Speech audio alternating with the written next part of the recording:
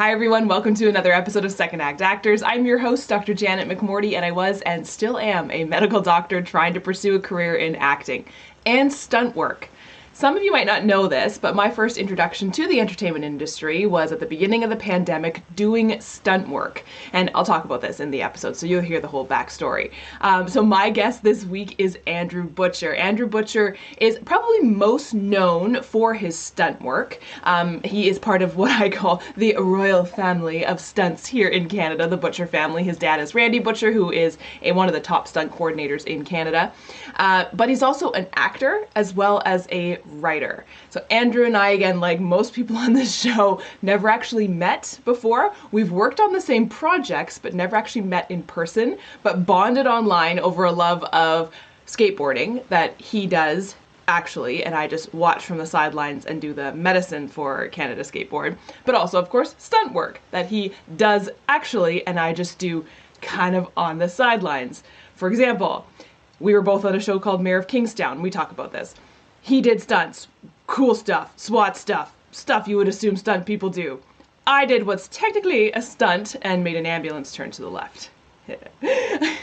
Anyways, Andrew is such an interesting, fascinating guy and is so much more than just the really cool stunts that he does. We talk a lot about actor mindset, first impressions that people make during auditions, and kind of like, I don't know, how casting directors and people who've written stuff already know what the actor that they want portraying their character looks like. And they are just hoping for you to walk in the door. He goes into detail into this wonderful concept in this episode. And I'm so excited for you to hear it because it was really, really refreshing for me to hear. Please enjoy the incredibly talented, badass, brave Andrew Butcher.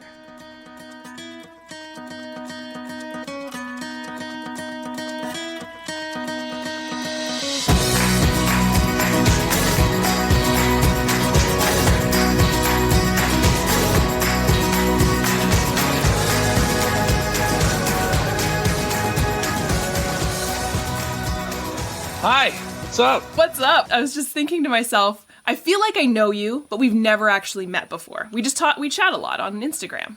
Yes, ditto. Yeah, and you just got back from Spain, which is incredible. And the fact that I even know that without ever having met, no, that's wild. How was Spain? It was good. It was really nice to not see snow for a week because I'm up in kind of more northern Ontario right now where it's just, I feel like it's snow for most of the year. And so like landing back we landed in Quebec, I was just, it's that like, ugh, there's the snow again. Damn it. It didn't leave in the week that I was gone. Ah, terrible. Spain, that's amazing. I would love to go to Spain. I've always wanted to see Spain. I didn't get to see much of it because we were kind of bubbled in our like Canada soccer little bubble, but it looked really nice and the food was great. I can imagine. Oh, the food. Okay. I can imagine. That's awesome. Tell me your story. So I know you-ish through the stunt world because you and I were on a show together that we didn't meet each other, where I did what was technically stunt because I just turned an ambulance to the left on a show called Mayor of Kingstown, where you actually did stunts. I just went like this. Well, that's okay. We needed you. We needed you. Without that ambulance, what would be the sense? Okay, my story. Well, first off, Mayor of Kingstown was an amazing production to be a part of. My dad, Randy Butcher, was the stunt coordinator of the first season. Being a stunt guy's kid is nice in a lot of respects. I learned everything from the master. I've been doing it for so long. And then, of course, when Mayor of Kingstown came around, I got offered to be one of the regular recurring SWAT guys for the character Robert, who is the leader of the team in the show. So that was great. I got to work the whole show with a bunch of guys that I love. And I got to learn a ton about, tactical stuff, shooting guns, but clearing rooms and things, some really deep learning that I have never learned before. I'd always used guns and these kinds of things, learned a little bit here and there, but learning from some real SWAT guys, former SWAT guys, out of Toronto, and Adam Winnick, who was my trainer, who is a Canadian sergeant soldier. I don't know what exactly you call him, but he's incredible. Anyway, to start at the beginning, I was very young when I knew that I would be an actor. I also wanted to be a comedian. That was like my life dream. I did do some comedy when I was younger, but I kind of steered away from that and ended up doing songwriting and other things, and am now writing. I'm kind of jumping all over the place, but I think I was 13 or so when I got my first commercial. I auditioned and did. I had like a million auditions every week, and at some point I landed a role. I did a few commercials as a young actor, and then when I was 15, I think, my dad stuck me in a show to do my first stunt, which I don't even remember much about it. I think I was just walking when I believe maybe it was my dad who played a character jumping out of a tree who tackles me in something. And then after that, I have done all kinds of acting and stunts. I have lived most of my career doing commercials. Even now, I do most of the driving commercials that come to Toronto, or at least a fair majority of them. Oh my God, where do I go with all this? I have so much that has happened in the last 25 years. It's crazy to even try to rehash all of it. What was it like growing up with your dad? What's it like growing up with a stunt coordinator as a father? It was incredible growing up with him, but I didn't know really any different. The only time I knew any different was when I was interacting with friends or other people, only to learn that they don't necessarily know the life that I had. And it was a little different. We would watch movies, and it would take 3 hours to watch something that's an hour and a half. He would pause, rewind, slow-mo. He caught every stunt. I was always impressed when I was young, and he would talk about stunts. I was impressed that he would see if let's say the stunt is that a stuntman gangster role of sorts goes through a window. They're in a bar fight and they go through a window. My dad would pause it, and he'd run it back and say, "See, look, you can see where the window gets smashed by the special effects crew, and the stuntman's only still two feet away from the window when the window starts to smash." These kinds of things, and that's how I grew up. That was every day. It was constant. Movies this, TV that. So I was bound to grow up in this business. Now, did that ruin the magic for you, or did that make it more kind of magical? I think it embedded the magic. Yeah. Yeah, the magic was embedded. I really don't want to picture my life without this industry. When you were 13 and you said, "I want to be an actor," where did that come from? I think it just came from the same sort of... I suppose most of everything was inspired or motivated by my dad. I mean, even for my mother, she ended up opening a talent agency. She even did some stunts for a while herself before she opened the agency. My dad's, his push, I don't know, he just motivated my whole family sort of to do it. Both my sisters are involved with the film industry. My sister, Kristen, is also a stunt performer and incredible. And she should be here talking to you because she's got way better stories than I do. And my younger sister, Randy Lee, she lives in North Bay and is an art director. She just wrapped up, I guess, a year ago, the most recent Resident Evil installment. She did all kinds of work on that. All those sets were built and designed by her and stuff. Yeah. I remember when that was shooting up here. Yeah, that was huge. Huge. Yeah. I was up there for a little bit doing it. Nice. Yeah, I get shot, fall down. Yeah. So I've been told, and correct me if I'm wrong, you can excel at either acting or you can excel at either stunt work. And it's really difficult to have your paws in both places. Who told you that? They're wrong. I agree. But I remember, I think it was on a podcast, like an acting podcast. Like they were like, you can't, like you have to put your focus on one thing. And I was like, I don't think that's the case, especially in Canada where work is so limited. But how do you balance both? Or do you still balance both? Stunts and acting specifically can go hand in hand. I am one of the few stunt performers in Toronto who actually act, who educated in it and practiced it and did it. And I get a fair amount of stunt actor roles because of that. A lot of the time I'm held off from doing other things on a show so that the stunt actor role is or so that something better suited in the stunt actor sort of situation is sort of pending for me. I think that as an actor or a stunt performer, it's hard to get into those parts of the business because they don't work as often or they're harder to achieve. You know, you can be a crew member for 6 straight months on a show. For an actor or a stunt performer, it's, you get a one role and now you have to go back to the other job to continue trying to make a living and support your family or whatever. Mm-hmm.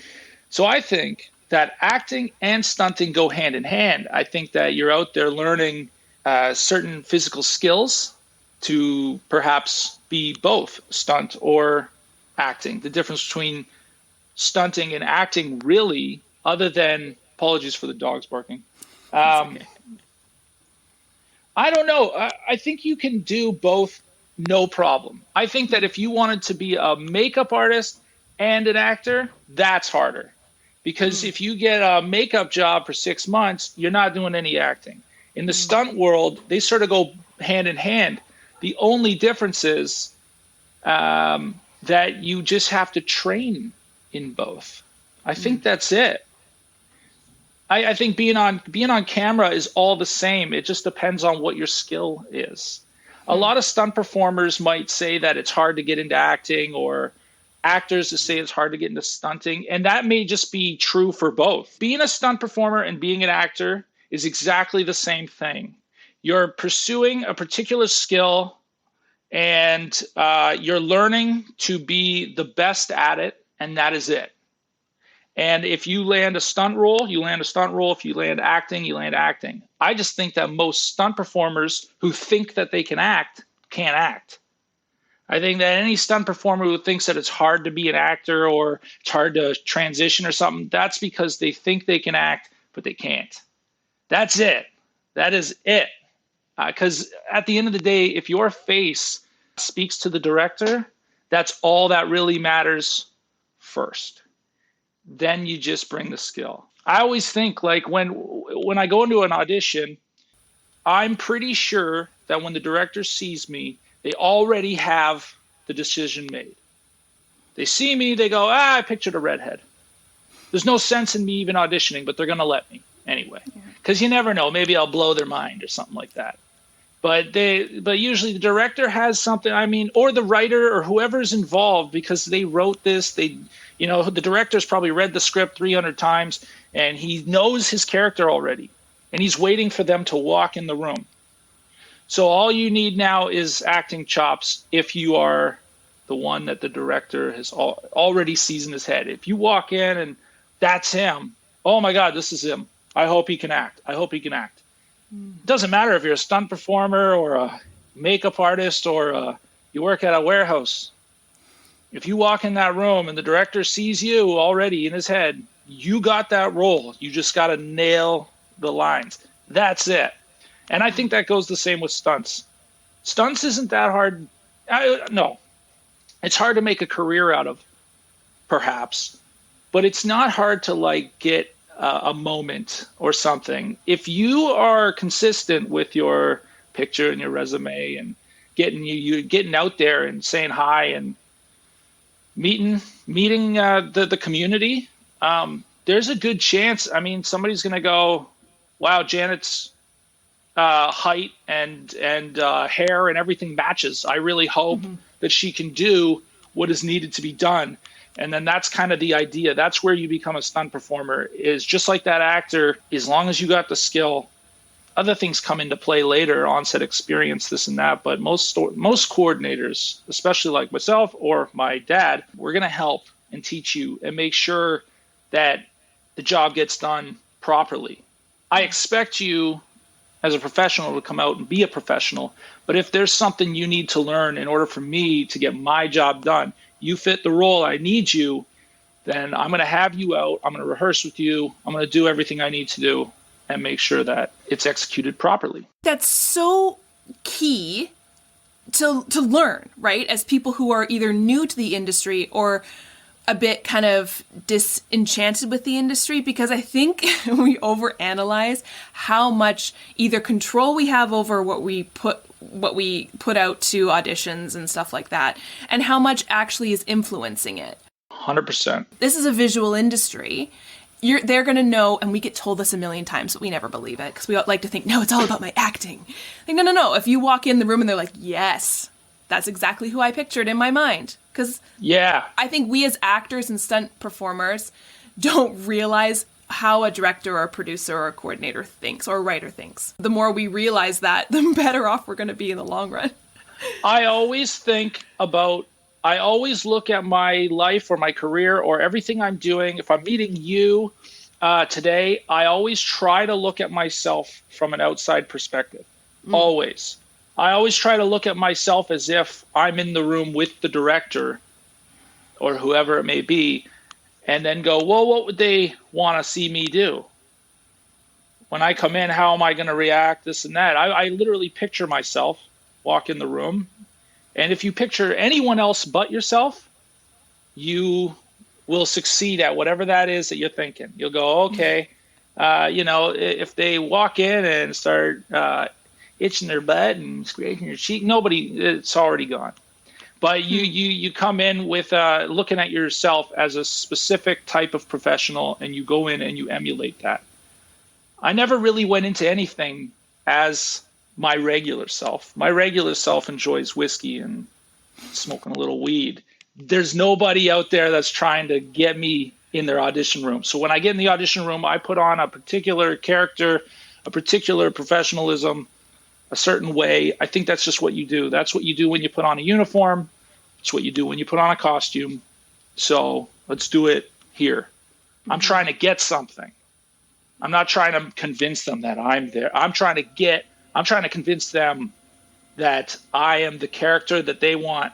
Something like that. Outside perspective. Yeah, and I think that's probably pretty hard for a lot of people who are actors. I'm just making a wild assumption, but I'm guessing it is, because we tend to be a little narcissistic, very in our heads, and we like to think of ourselves as being a bit different than what we actually are, right? Like I'm definitely guilty of thinking I can play XYZ character when they're like, no, Janet, you are playing the stressed out mom for the next 10 years, because that's who you are. And like, that's fine, but that's totally fine. But I'm thinking, yeah, sure, I could be a 20-something in a CW series, because my brain thinks I am that. But no, that's not true. But I think it's hard, right? You have to do that. You have to do that work, and it's it's vulnerable work, and it can be a bit kind of kick you in the butt. But you got to do it if you want to be successful, I think. It is. I think you have to put all your eggs in the basket. It is what it is. I don't think you have to change your hair and change away and do all these things. But I really do think that you have to, like you said, overanalyze. We overanalyze other people, but people are doing the same thing with you. And you're going, well, no, I'm so calm and welcoming. Well, then so are they. If they're not, then they have a problem.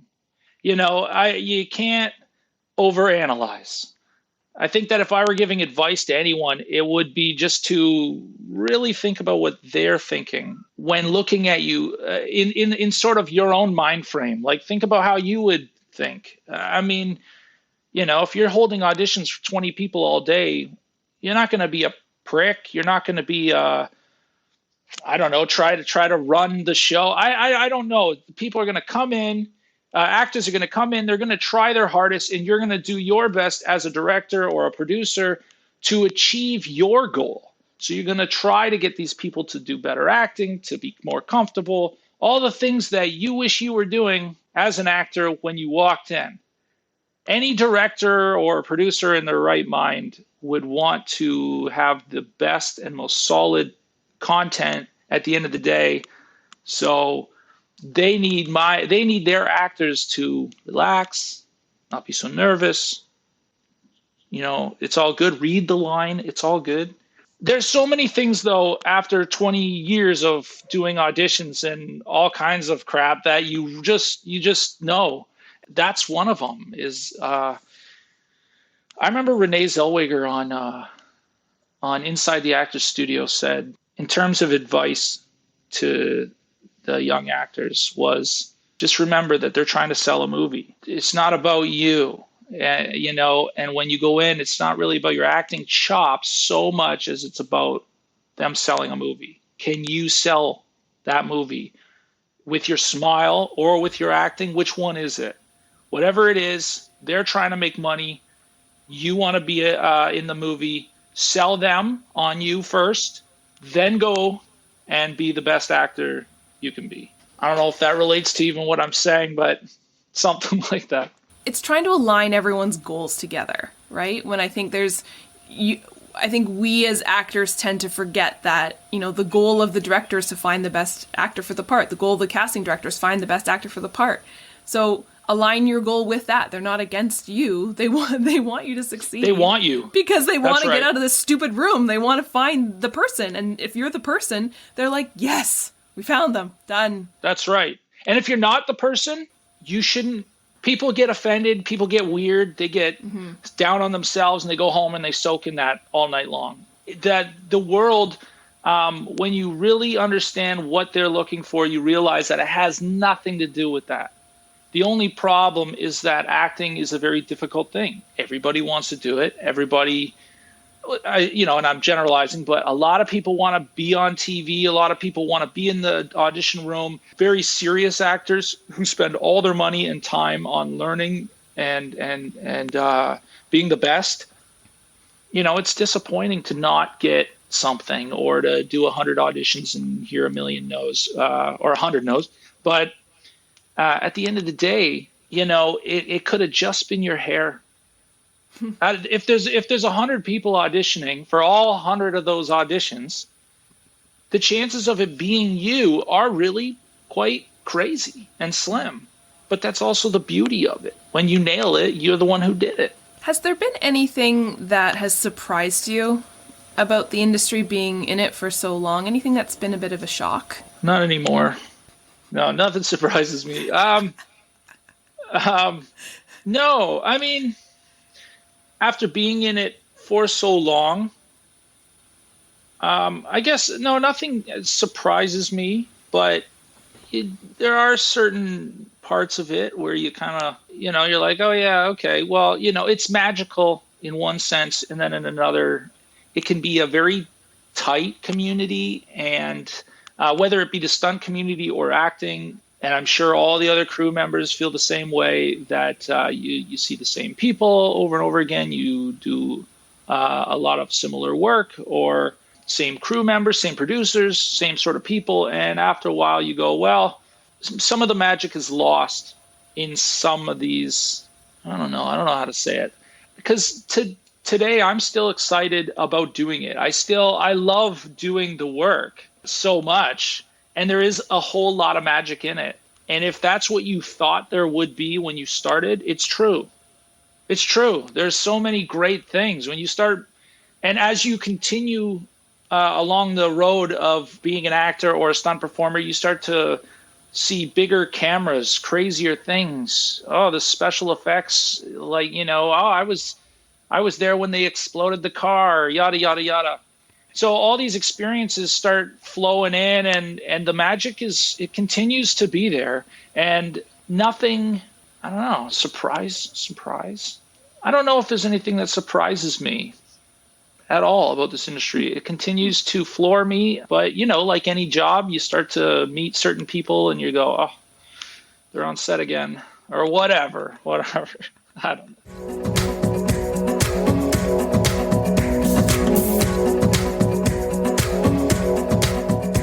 I have to ask this question because I get asked this a lot. The question is how do you get into stunt work? And my answer of, I literally was in the right place at the right time. Like, I know that sounds cliche, but I was standing there and they said, you. So from your end, being way more experienced than I am in this stunt world, again, I get asked this all the time and I need better answers. How do you get into the stunt world? How do you get started? Well, number one, it takes a whole lot of passion, a whole lot of ambition, and a whole lot of not giving up. I think that with anything, before I talk specifically about stunt work, with anything, persistence, like the constant desire, the constant need. I'll tell you right now, if any stunt coordinator was annoyed that you walked over to shake their hand in the middle of a stunt, whatever, and they'd say to themselves, I will never call this guy who just interrupted me, whatever, if anyone actually does that and you walk up to them and try to shake their hand the next time you see them, and then the next time you see them, and then the next time you see them, they actually start to realize how serious you are. I don't know what coordinator has to be that way, but that's the worst example. In stunts, usually, unlike me, who's born and raised in it, I learned from the best. I got to learn from so many veterans and guys that, when I started doing driving commercials, I was in my teens. Learning how to do this stuff. And I was learning from guys that were in their 50s, 40s, 50s, and 60s who had been doing this forever. Not to mention a lot of them are former champion racers and, all that kind of stuff. So for me, it was one way. I could have either sat around, played video games and did nothing, or I could ask my dad, how do I do this? How do I do that? We sparred. We did all the things growing up. He taught me some martial arts and it taught me how to fall, and I do fire, and we do all kinds of crazy things together. Most stunt people, of course, don't get to have that experience. And what it really takes is athleticism. Usually it comes from a very specific sport. Usually someone's in a sport, whether it be martial arts, gymnastics, or they're a professional skier. If what they bring, if when they attempt to make their name in the stunt world, usually it's asked, what's your sport? What can you do that I don't have already in my roster? We got 100 guys in Toronto that are the best at all kinds of things. And you don't really have to be the best all the time, but it's understanding certain things and having a certain kind of passion and ambition for something else that proves that you will have it here. It usually takes an athlete, and then it just takes a picture and a resume and constant persistence and a desire. That is all it takes. I think it's like anything. You can't become a stunt performer today. You can't just dive in and pay the bills with it today. You have to earn a whole reputation. You have to earn word of mouth, trust, safety, all this kind of stuff. But if you do want to become a stunt performer, you're not entirely sure how to just come in contact with some of these people.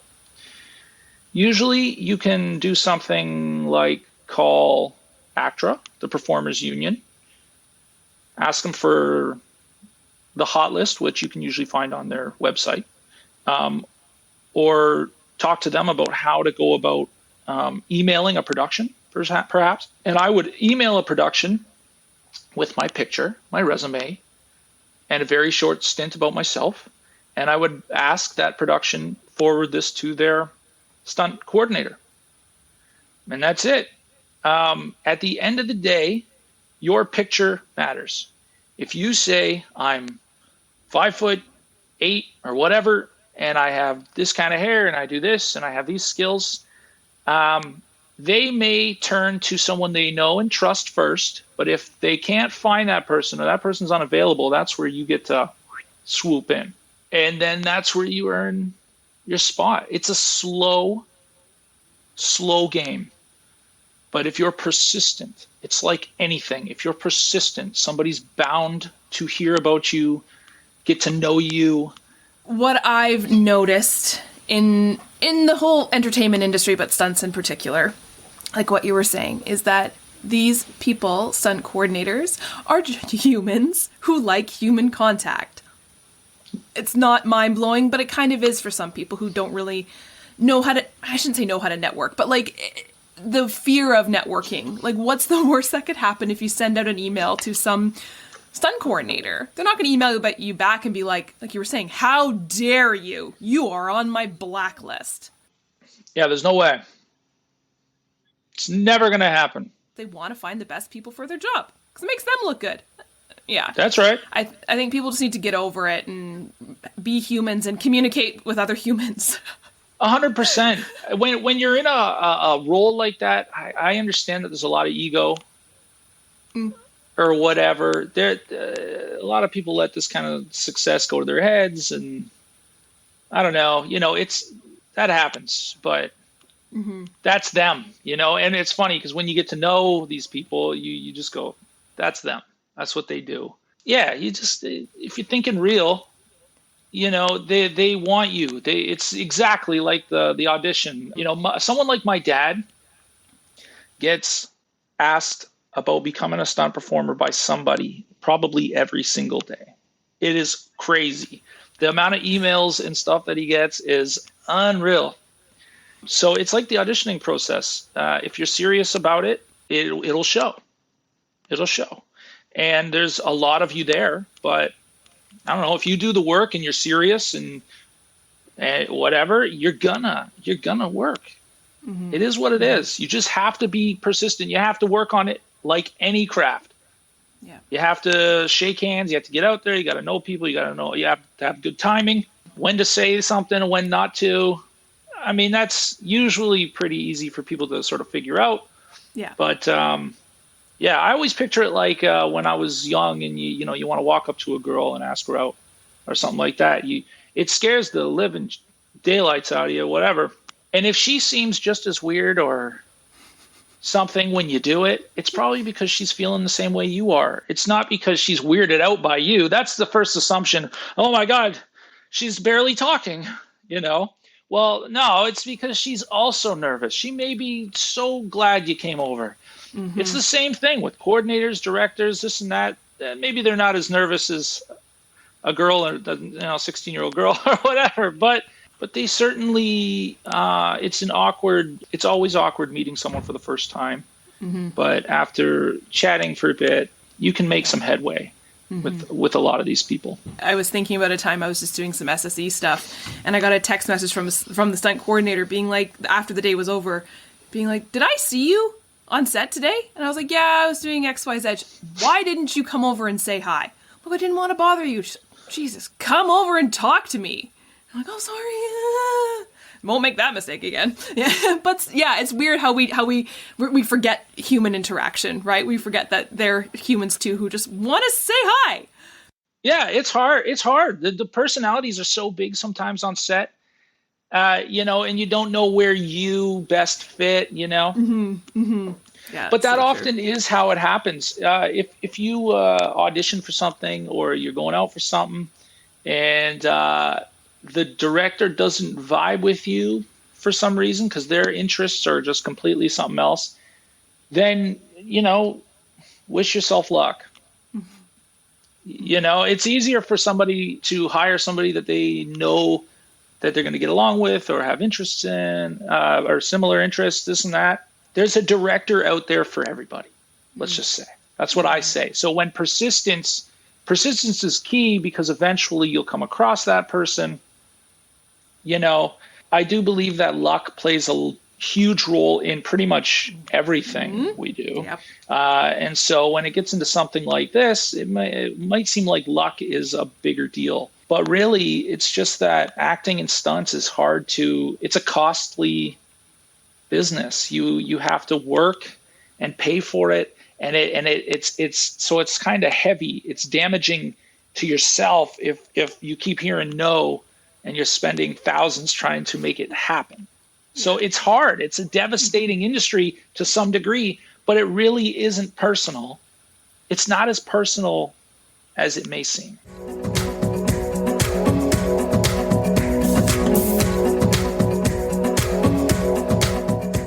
Tell me about your most memorable on-set moment. Oh, geez. One of the most memorable for me was the time that I had the biggest fuck up in the world.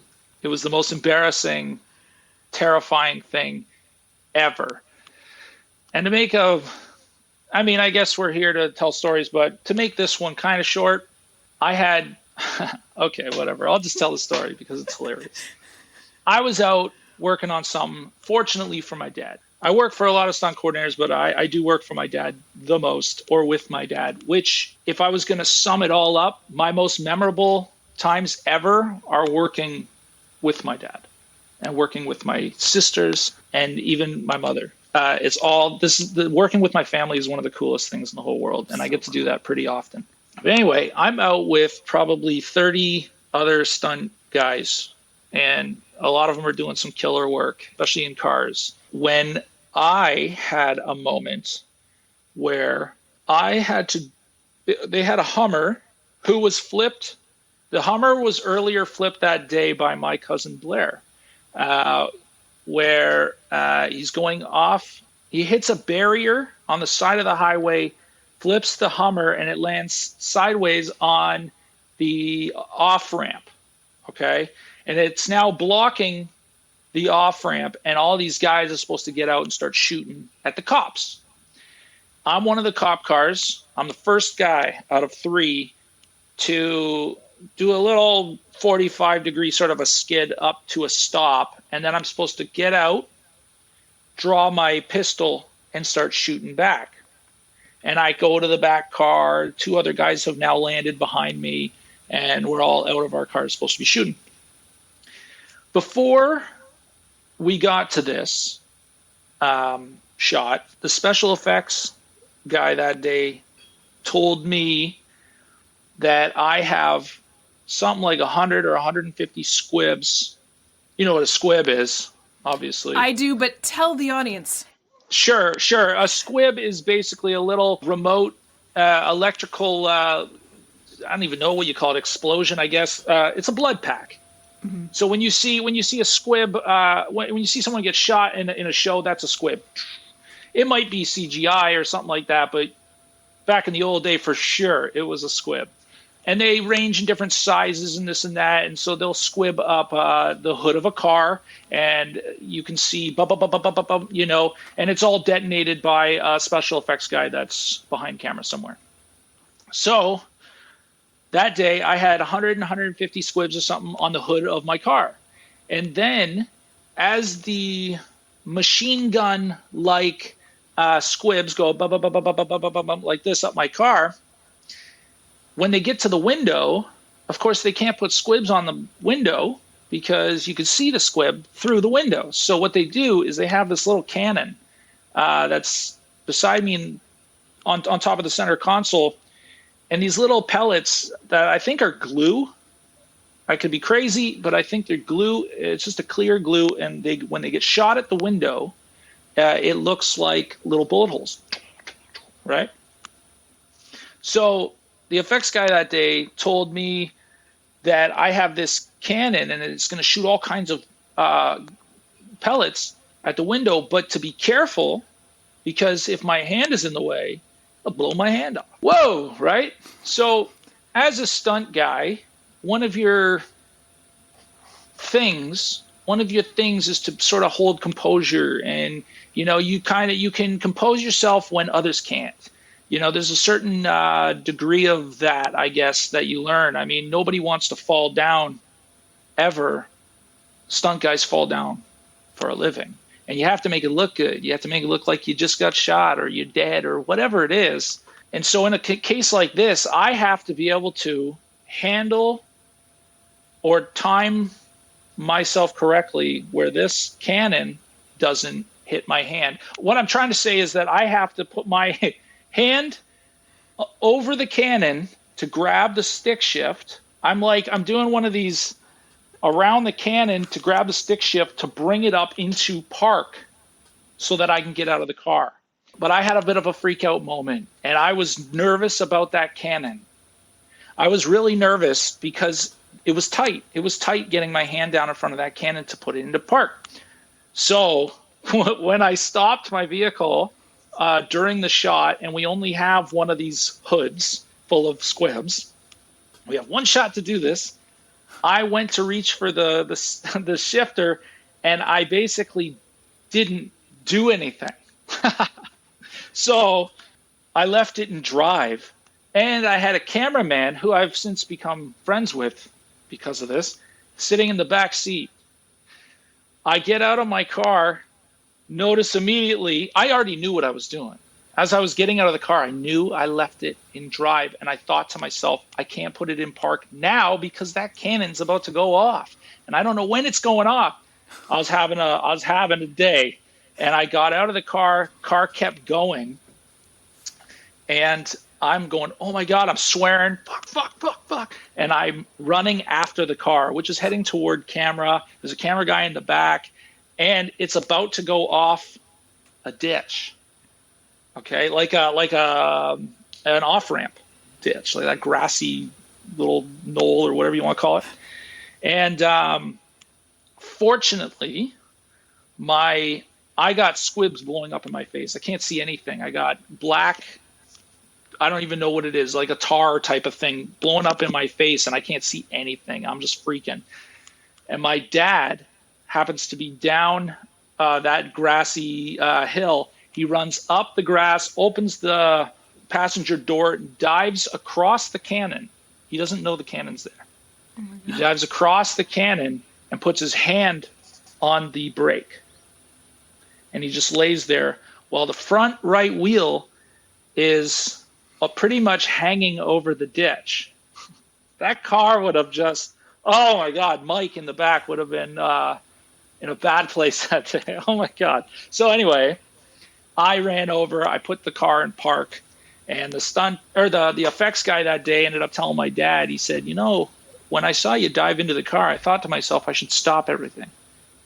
I'll stop the cannon. I'll stop everything from going. Because the cannon would have blown his stomach open. To me, that day is incredibly memorable because it could have gone so wrong, so much more wrong than it had already gone. So that's my biggest embarrassment and fuck up. And for everyone who wonders what it's like to fuck up and get any work after that, you do. It doesn't matter. All I had that day was stunt guys telling me about all their fuck ups in their life, So it was incredibly embarrassing, and it took a while for me to even want to talk about. I don't care anymore. God, it doesn't matter. But I would say that is my most memorable day on set. Yep. I think you win. That sounds like it's like meta, like it's like a stunt within a stunt. Like you would see that on a show as being like it was meant to happen, right? Like, holy crap. Yeah, that was crazy. I don't think people realize what goes into the stunt community and the fact that that you are all human. I mean, you train and you train and you train, but shit happens. And holy crow, can it happen? Yeah, it can happen. It can happen bad, yeah. I think it also comes into the fact that, like, it's not just you there. You are surrounded by a team of people, like your dad and, like, other stunt people and stuff like that to work together, and you're all in it together, right? So... Yeah, I mean, I'm always thankful that my dad was the guy coordinating that day because it was easier for me to handle. He was thinking about his son. If it were anyone else, who knows? I could have gotten mega shit. I could have been yelled at. I'd have no idea. But yeah, in some regards, I wish it was someone else so they could have yelled at me, bitched at me, and told me I was worthless, just so that I can learn from it, build from it. On a more optimistic, happy note, is there anything that you're looking forward to this year? We keep being told it's going to be so busy in 2022. Anything you're looking forward to?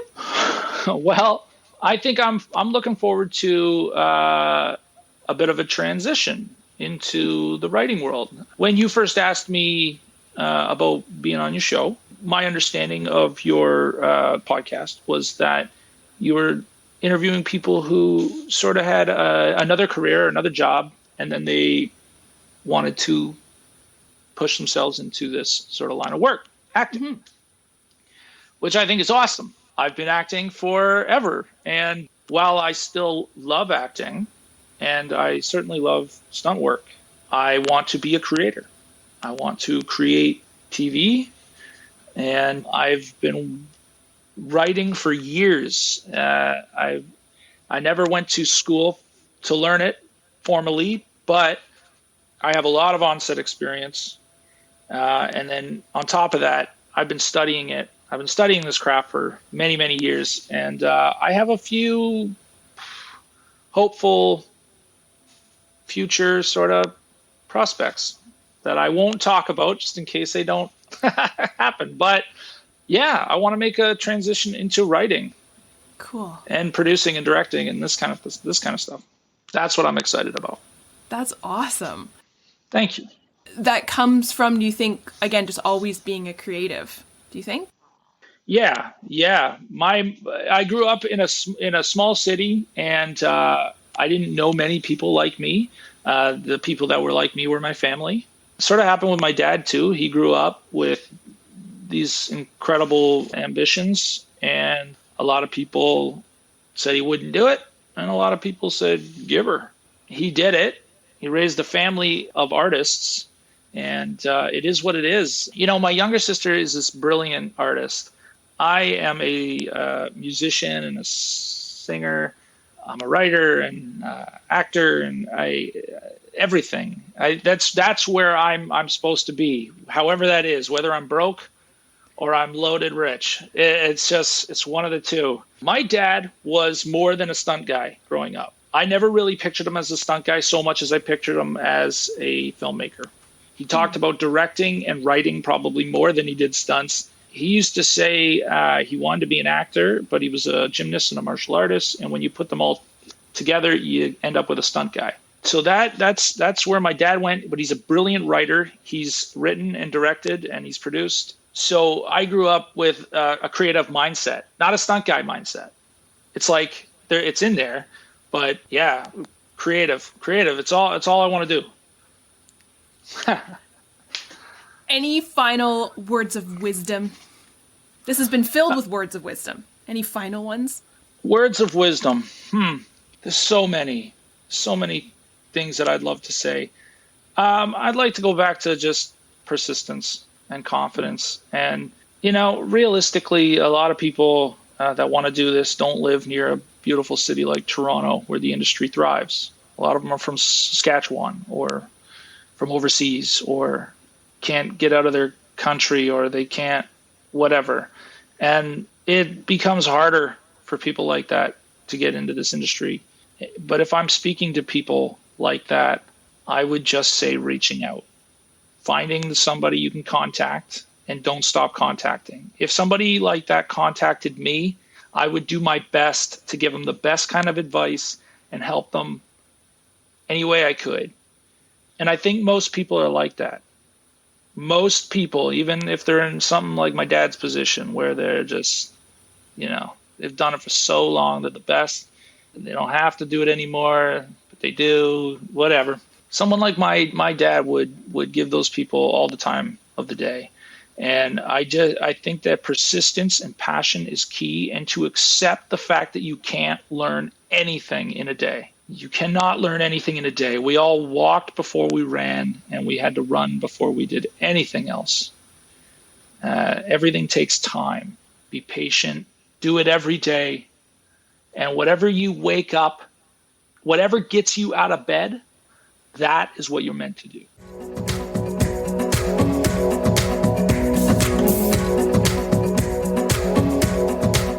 Thank you everyone for tuning in, and thank you Andrew for being my guest this week. He wins, right? The best, most terrifying, horrifying on-set story. Like, my goodness. I was just thinking, I don't know who can top that, but I have a couple more stunt performers coming up. who have also terrifying stories. They would have the most terrifying stories of being on set. Stunt performers are so cool. I hope you'll tune in next week for another episode of Second Act Actors. Bye. Second Act Actors is produced and edited by me, Janet McMorty. Theme music by Guillaume, additional sound editing by David Studio, additional video editing by Jackie Wadoer, show notes written by Sarah Hopkinson. I record using Riverside FM. If you're interested in developing an interview-based webcast like mine, I highly recommend this platform. Shoot me an email and I'll direct you to the wonderful folks there. If you or someone you know is interested in being a guest, email me at secondactactors@gmail.com. Don't forget to like, subscribe, and share with your friends. My love language is words of affirmation, so compliments, constructive criticism, and feedback are always welcome and encouraged. Negative Nancys, Judgy McJudgersons, or Debbie Downers, unless you're Rachel Dratch, regarding me or my guests are not welcome. It takes serious courage to share your story with the world, so if you're tempted to negatively comment about someone else's story, please ask your therapist why you're such a garbage person. Save the drama for the stage. On that happy note, I hope you'll tune in next week for another episode of Second Act Actors. Bye!